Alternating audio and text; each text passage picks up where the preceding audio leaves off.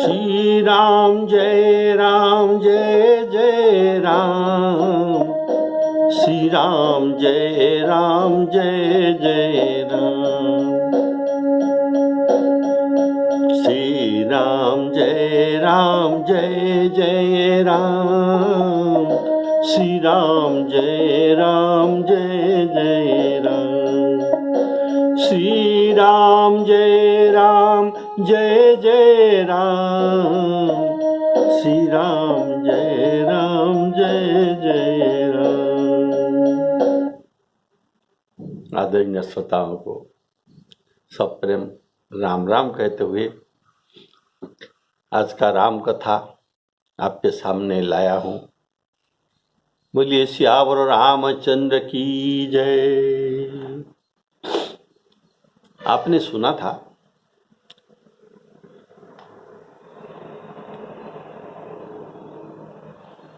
श्री रामचंद्र जी ने लखन जी को जब किष्किंधा पर भेजा तो किस लिए? क्रोध करने के लिए और भय दिखाने के लिए। भय दिखाई ले आवहु तात सखा सुग्रीव। इसलिए जब श्री लखन जी महाराज वहां पहुंचते हैं, उन्होंने कहा धनुष चढ़ाई करऊं तो तुम्हारे पुर को मैं छारखार कर दूंगा, भस्म कर दूंगा। तब सब बानर डर गए। सबके जो व्याकुलता देखकर अंगद जी आकर श्री लखन जी के पाद कमल में प्रणाम करते हैं। अंगद जी तो कहते हैं प्रभु मेरे अपराध क्षमा कीजिए, और उनको बहुत कुछ विनती की। लखन जी ने उसे अभय बाह दिया, अर्थात उन्हें हृदय से उन्हें तो भय से बचाने के लिए वचन दे दिया। कहा कि तुमको कोई भय नहीं है, तुम तो अपने लोग हैं। तुम्हें तुम्हारी कि पिताजी ने हमारे पास छोड़कर गए हैं। हम वचन देते हैं कि नगर को नहीं जलाएंगे। अपने जो कानों से सुग्रीव ने जब सुना कि लखन जी क्रोधवंत है, तब ये अत्यंत भय से व्याकुल होकर हनुमान जी से बोले, हे हनुमंत सुनो, तारा को साथ लेकर जाओ और विनती करके राजकुमार को समझाओ और शांत करो।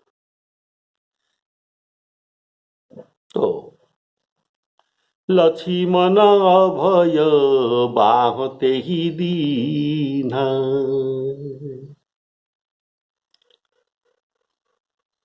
अंगद जी को अभय लखन जी ने प्रदान किया। लखन जी ने विचारा कि यह सुग्रीव का भेजा हुआ नहीं है। इससे सब कोप करके अभी सब कोप को समाप्त करना नहीं है। इसीलिए अतः हाथ से उसका आश्वासन दिया, लेकिन क्रोध को बनाए रखा। कारण सुग्रीव को भय दिखाना अभी तक बाकी है।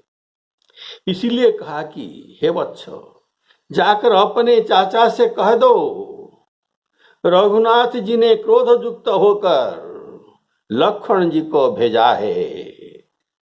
तब अंगद जी ने जाकर शीघ्र सुग्रीव जी को सब वृतांत कहे। सुग्रीव से निवेदन किया कि अंगद ने सुग्रीव से निवेदन किया कि क्रोध से लाल आंखें किए हुए पूर्व द्वार के बाहर लक्ष्मण जी खड़े हैं। यह सुनकर वानर राज सुग्रीव अत्यंत भयभीत हो गया। सुनी सुग्रीव परम भयमाना, सुनी सुग्रीव परम भयमाना। अर्थात पहले हनुमान जी ने उनको समझाए थे और भय दिखाए थे कि अब अंगद से इसने भय दिखाया था, इनका ये क्रोध में आप बच नहीं सकते। तो अब अंगद से लक्ष्मण के बात सुनकर पहले भय माना था, लेकिन अब अति भय माना। इसका कारण है, अगर राम जी होते तो ये मेरे मित्र है ना, इनको कुछ मैं समझा सकता था, लेकिन क्रोधी लक्ष्मण को समझाएगा कौन? इनको समझाना ये मेरे बस का बात नहीं है। बोलिए सियावर रामचंद्र की जय। इसीलिए उन्होंने कहा, सुनो हनुमंत संग ले तारा,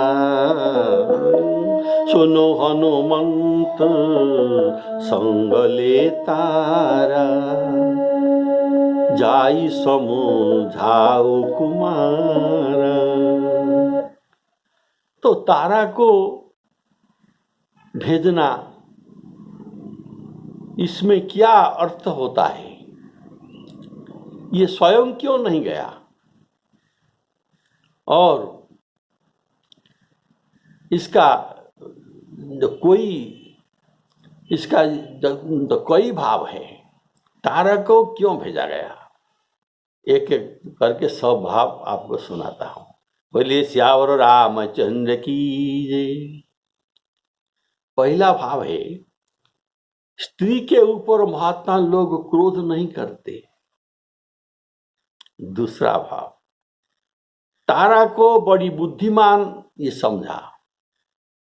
सुग्रीव तारा को बड़ा बुद्धिमान समझकर रखा है, क्योंकि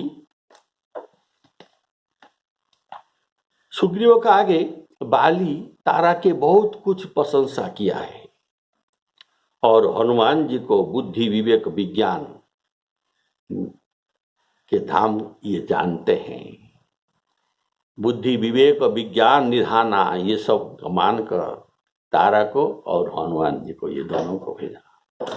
बोलिए सियावर रामचंद्र की जय। हनुमान जी के साथ अंगद को भेजना तो क्या खराब था? इससे भी काम बन सकता है, लेकिन वह लक्ष्मण जी से अभी अभी मिलकर आए हैं, इसीलिए अभी उनको भेजना ठीक नहीं है। तो चौथा भाव, तारा पर श्री राम जी के कृपा है, अतः तारा राम जी के कृपा पात्र है। उसे ये भक्ति का वरदान दे चुके हैं, अतः लक्ष्मण जी तारा को अनादर कर नहीं सकते। इसीलिए तारा के साथ हनुमान जी को समझाने के लिए भेजा गया,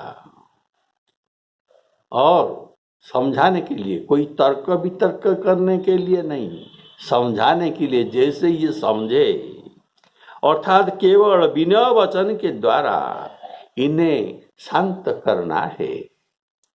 पांचवा भाव, तारा को भेजने से सुग्रीव का नीति निपुणता सूचित हो रहा है। देखिए, जब भीष्म पितामह ने निपांडव करने की प्रतिज्ञा की थी महाभारत युद्ध में, तब तो क्या हुआ था? तब श्री भगवान ने, कृष्णचंद्र ये सेवक का रूप धारण करके द्रौपदी के साथ लेकर उनके दर्शन करने के लिए गए थे। तब इनका क्रोध शांत करके अपनी पतियों को बचाया था। इसीलिए ये तो प्रसिद्ध है, किसी को शांत करने के लिए स्त्री को साथ लेकर जाना है। बोलिए श्यावर रामचंद्र की जय। और छठा भाव, तारा स्त्री है, तारा स्त्री है और लखन जी अभी ब्रह्मचर्य व्रत धारण करने वाले हैं, अतः सीधे उनकी मुंह को ये देख नहीं सकते। उनकी मुंह नीचे करके उनके साथ बात करेंगे। अगर ये मुंह नीचा करके बात करेंगे तो क्रोध अपने आप शांत हो जाएगा। बोलिए श्यावर रामचंद्र की जय। क्रोध के परुष वचन बड़, क्रोध जो करते हैं ये आंखों से आंख मिलाकर डांटते हैं, लेकिन जो मुंह नीचे कर देता है इनका डांटना शोभा नहीं देता, इसलिए ये थोड़ा ये अपने आप शांत हो जाता है ये क्रोध। सातवां भाव, स्त्री के विनती में शीघ्र दया आ जाती है। देखिए इसका भी एक उदाहरण सुनिए। श्री कृष्ण जब काली नाग के ऊपर ताताथैया नाच कर रहे थे और इनके मुख से खून निकल रहा था, तब नाग पत्नियों ने आकर स्तुति करके श्री कृष्ण को विनती की। तो ये नाग पत्नियों के विनती में ये शांत हो गए और कालियों को वरदान भी दिए। बोलिए श्यावर रामचंद्र की। इसीलिए तारा को साथ ले जाना अत्यंत उत्तम था। तारा के रूप, तारा उस समय के एक परम रूपवती थी। इनके समक्ष जैसे अहल्या अत्यंत रूपवती थी, तारा भी ऐसे अत्यंत रूपवती थी। तो इनको देखने के बाद लखन जी समझ जाएंगे। तो इनके रूप पर अत्यंत आसक्त होकर सुग्रीव ने हमारे कार्य को भुला दिया और उन्हें सौभाग्यवती देखकर तारा को बाली के मर जाने पर ये तो सब सौभाग्यवती नहीं रहा, लेकिन अब सुग्रीव इनके साथ विवाह किया है। तो इन्हें सौभाग्यवती देखकर उनको सौभाग्यहीन करना लखन के मन में नहीं जचेगा। इसलिए तारा को साथ लेकर जाना अत्यंत उचित था। नवम भाव, हनुमान जी ने भेद नीति के द्वारा बताए थे कि अंगद लखन जी के कृपा पात्र है, उनको अभय प्राप्त किया गया है और उनको राजा भी ये बना सकते हैं। इसीलिए तारा के साथ अंगद को न भेजकर, जिनको राजा बनाना है ये बना सकते हैं, उसको क्या फिर भेजने से अच्छा होगा? नहीं। बोले श्यावर रामचंद्र की जय। ये तो लखन के कृपा पात्र है, इसीलिए तारा के साथ अंगद को न भेजकर हनुमान जी को भेजा गया। दसम भाव है, 10वां भाव, कृपा पात्र अंगद के माता। ये तारा कौन है? ये कृपा पात्र अंगद के माता। और लखन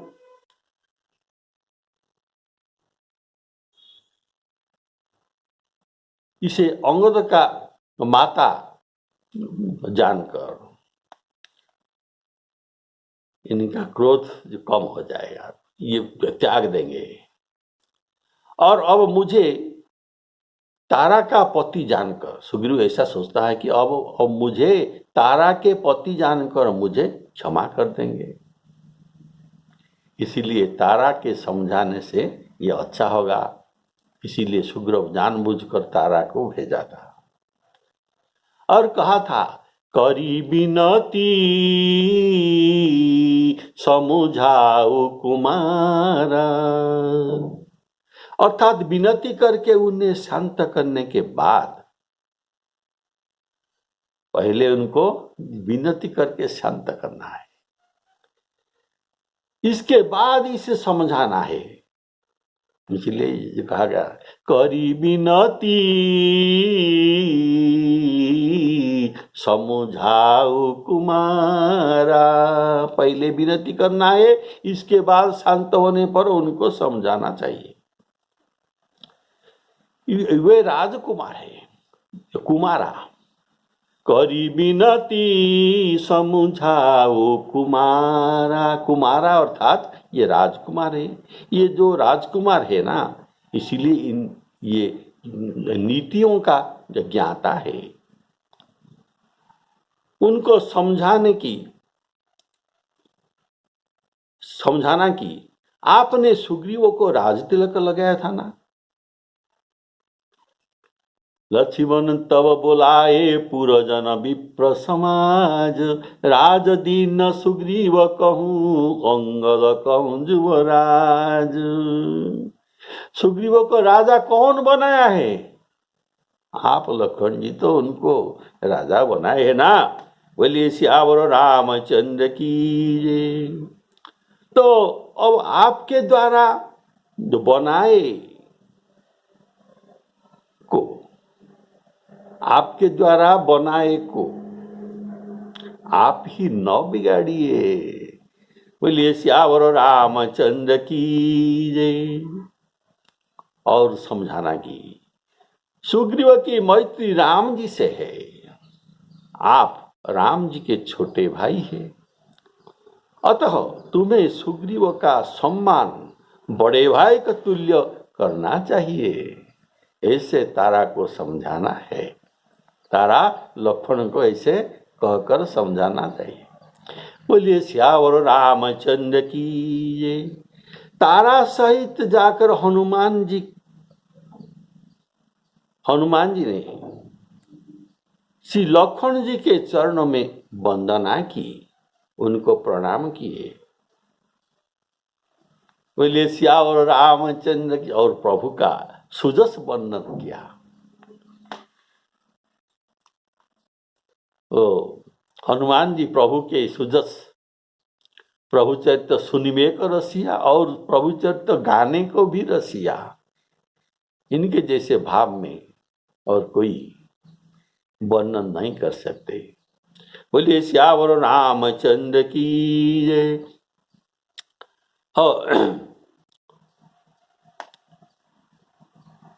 तो हनुमान जी तारा सहित जाकर प्रभु का सुजस वर्णना किए और विनती करके उन्हें महलों में ले आए तथा इनके चरण धौत करके पलंग पर बैठाए।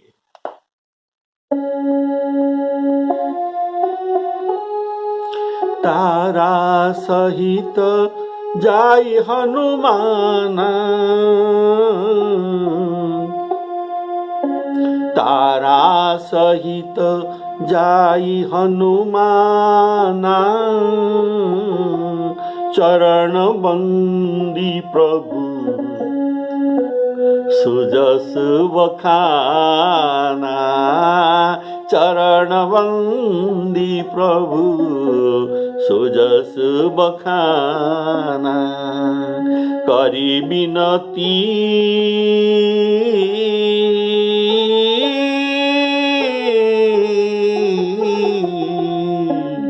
करी बिनती मंदिर ले आई, चरण पखारी पलंग बैठाए, चरण पखारी पलंग बैठाई। तो लखन जी को सिर नवाकर भक्ति पूर्वक स्वागत करके तारा ने बोला, हे महाभाग वीरवर। ये अध्यात्म रामायण में ये बात लिखा गया है, ये आपको सुनाता हूं। तारा ने लखन जी को सुनाता है क्या, हे महाभाग वीरवर,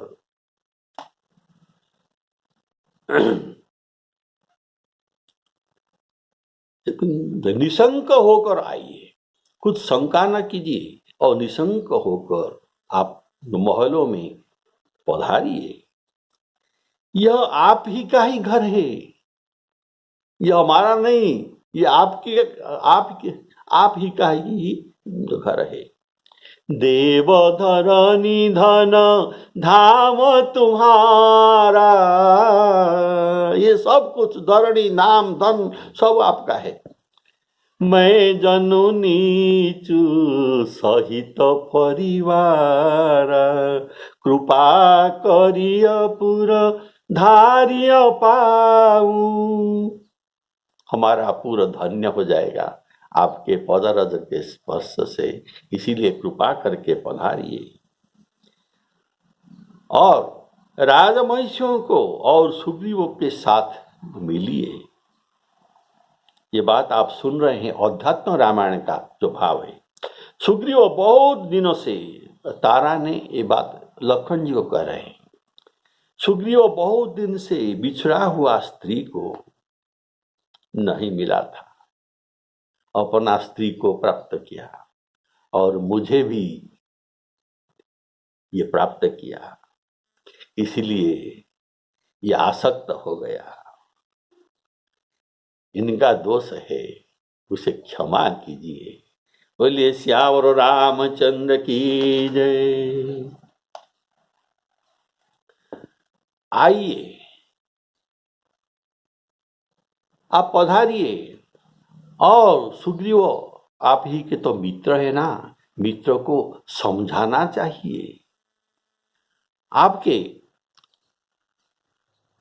आपने मर्यादा की रक्षा की, तो कैसा मर्यादा रक्षा की? ये मर्यादा है कि किसी के घर में जहां स्त्री हो वहां न जाकर वहां न जाए, ये मर्यादा है। पर मित्र के यहां जाने के लिए कोई दोष नहीं है, और सद्भाव से देखने में दोष भी नहीं है। ये आप मर्यादा का पालन किया, ये बात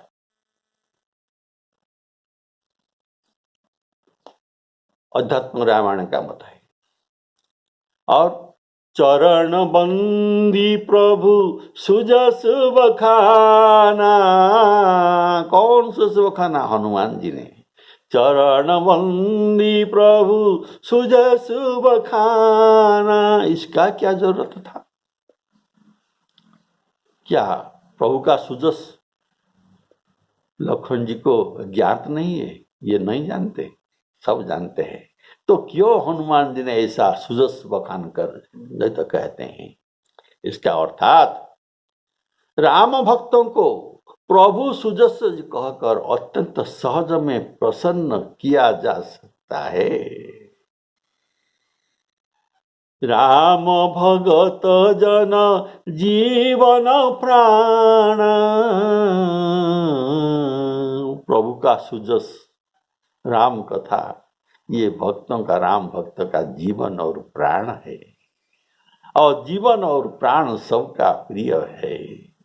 इसलिए प्रिय कथा, राम कथा, उनको प्रिय होने वाले राम कथा को हनुमान जी ने, चतुर हनुमान जी ने, बुद्धिमान हनुमान जी ने लखन जी को सुनाते हैं, जिससे वे यहां रुक सकेंगे। और देखिए, जो रामायण में उदाहरण में रामायण में ऐसा उदाहरण है कि जब कालनेमी गंधमार्दन पर्वत लाने के लिए जा रहे थे, उसी समय कालनेमी ने एक साधु का वेश बनाकर सर, मंदिर और पुष्कर सब बनाकर माया में रास्ते में उनका प्रतीक्षा कर रहा था। तब हनुमान को जाते ही ये राम सुजस बखान कर कहा, जिससे हनुमान जी वहां रुक सकते हैं, नहीं तो उनको ये रुकाना, प्रसन्न करना ये सहज बात नहीं है। कारण राम काज किन्ह बिनु मोहि कहाँ विश्राम। तो इनको राम सुजस सुनाकर उनको कुछ समय ये रुक दिए थे। और जब विभीषण के पास हनुमान जी गए थे लंका में, सुंदरकांड में उनको विभीषण जी के साथ मिलन हुआ था, तब विभीषण के आगे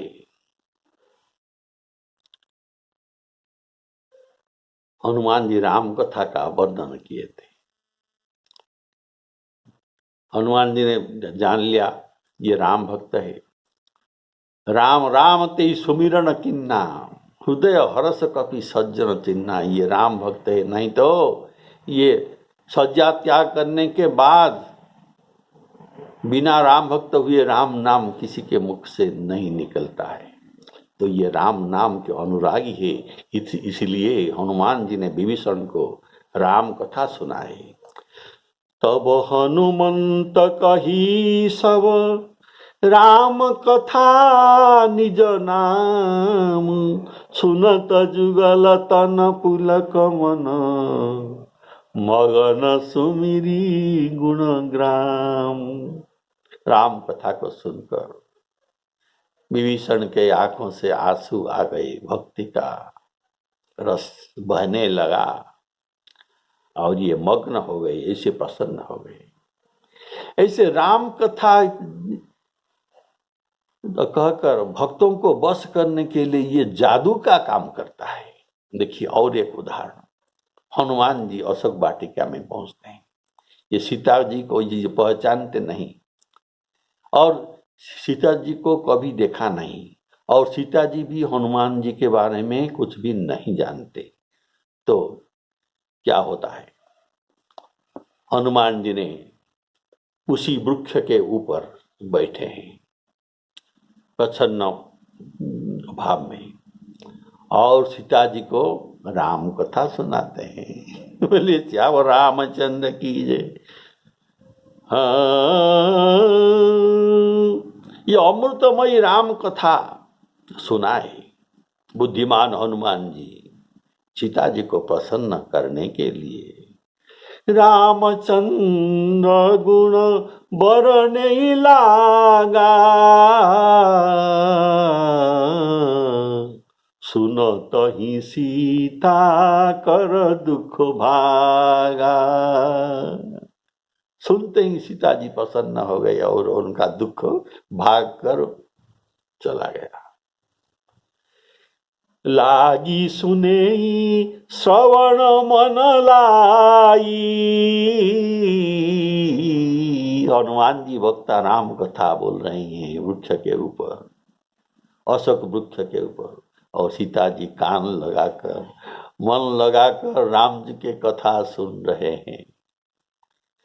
लागी सुने श्रवण मन लाई, आदि हुते सब कथा सुनाई। तो सीता जी प्रसन्न होकर बोलते हैं, जो ऐसे अमृतमयी राम कथा अमृत वाणी से, इतना सुंदर वाणी से मुझे सुनाते हैं, वो मेरे आगे प्रकट हो, मैं उन्हें देखना चाहता हूँ। बोले श्यावर रामचंद्र की। तो ऐसे राम कथा राम भक्त के जीवन है।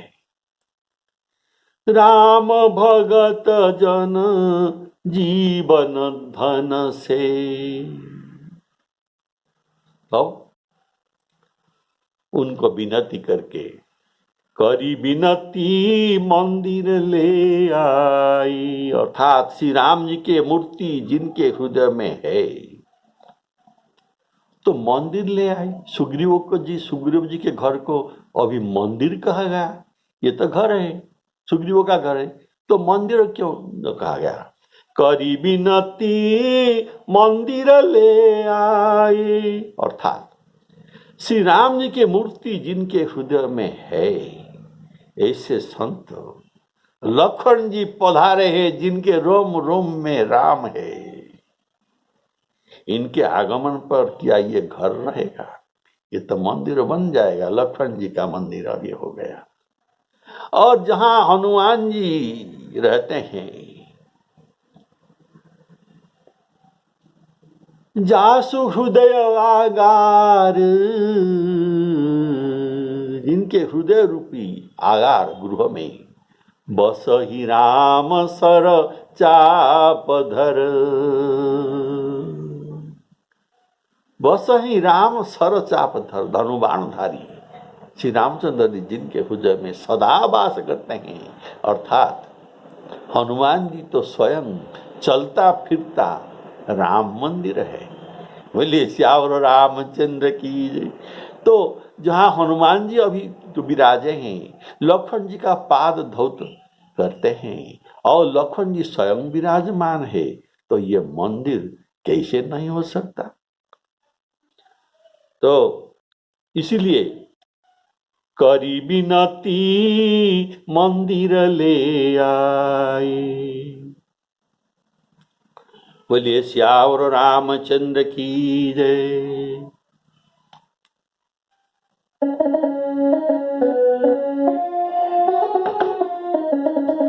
चर करी विनती मंदिर ले आए, चरण पखारी पलंग बैठाए। ऐसे लखन जी का पाद प्रक्षालन करके, राम सुजस सुनाकर, पलंग पर बैठाकर उनका सुस्वागत किया गया। अगर यह प्रश्न कोई कर सकते हैं कि लखन जी तो ब्रह्मचारी व्रती थे और तपस्वी का जीवन यापन करते थे, तो उन्होंने सुग्रीव गृहस्थ के पलंग पर कैसे बैठ गए? ये तो बैठना उचित नहीं है। तब इसका समाधान है, सुग्रीव राजा है, राजा के पास बहुत सारे पलंग होते हैं, सब वो पलंग पर ये सोते नहीं, और विभिन्न प्रकार के पलंग भी हो सकता है। जैसे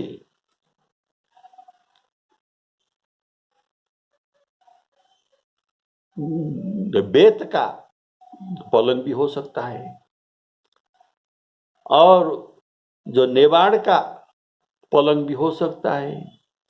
इसीलिए लखन जी को पलंग पर बैठाना, इसमें कोई दोष नहीं है। बोलिए श्यावर रामचंद्र की जय। जब समझाने, राम सो सुनाने और सेवा में लखन जी शांत हुए, तब सुग्रीव ने उनके चरण में मस्तक रख दिया, उनको प्रणाम किया और कहा, हे नाथ, विषय के समान और कोई मद नहीं है। यह मुनियों के मन को भी क्षण भर में मोहित कर सकता है। और कर लेते हैं। सुग्रीव जी के नम्र और विनययुक्त वचन सुनकर लखन जी ने बहुत सुख माना और उनको बहुत प्रकार से समझाए। बोलिए श्यावर रामचंद्र की जय।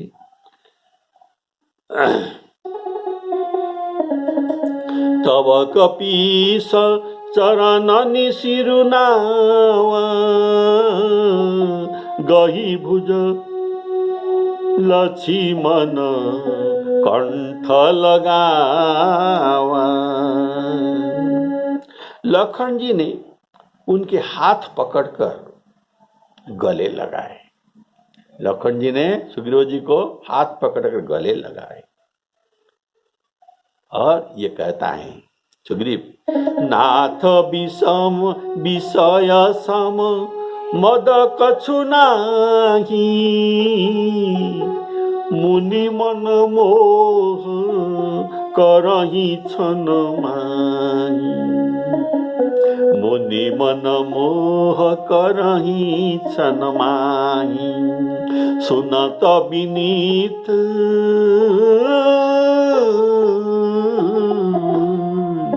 सुनत विनीत बचन सुख पावा, लक्ष्मण तेहि बहु विधि समझावा, श्री राम जय राम जय जय राम। आज यहाँ विश्राम और श्री सीतारामार्पणामस्तु। अगले एपिसोड में लखन जी का किष्किंधा में जो बातचीत होगा और जो फल होगा, इसका आप अगले एपिसोड में सुनिए। बोलिए सियावर रामचंद्र की जय।